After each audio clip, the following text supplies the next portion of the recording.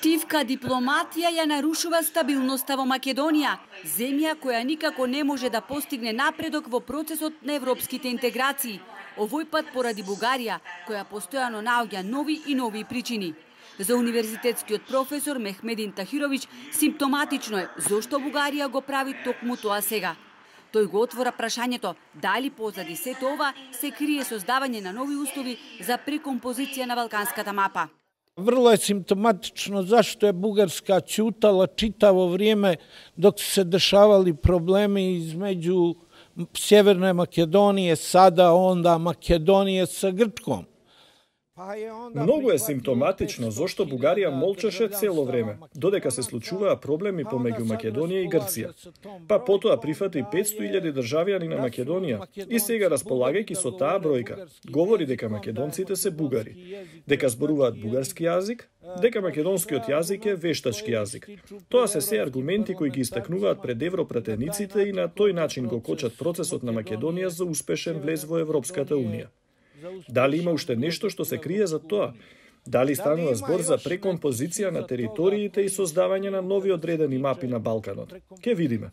Многу добро ве разбирам дека е многу тешко да се разговара за прашања како што се националниот идентитет, националната историја, но и други држави пред да станат членки на Европската Унија мораа да поминат низ овој процес, вели германскиот дипломат Ото Граф. This is the emotional component which I can understand very well.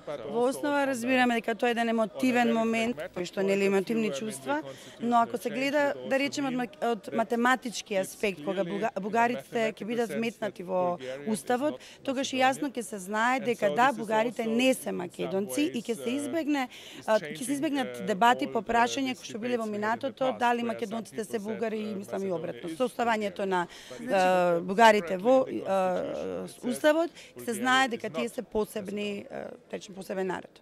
Никој не го спори евроатланското членство, но ние прво треба дома да ги поправиме работите и пред се да видиме дали воопшто треба да платиме цена каква што сега се бара од нас, сметаат домашните експерти. Друга работа е исто така да видиме што од тие евроатлантски вредности нам ни треба.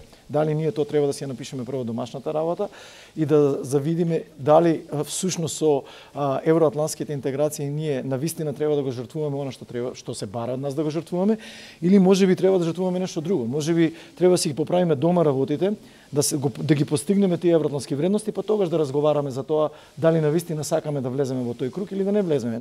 Корупцијата, лошото владење, немањето единство се извори кои што можат да бидат искористени за постигнување на поинакви цели кои не се за доброто на граѓаните на државата. Се додека нема единство на внатрешен план, ќе имаме ваков проблем и секогаш ќе бидеме ранливи. Ние имаме заедничка цел, но немаме единство. Завршува Хаџи Јанев.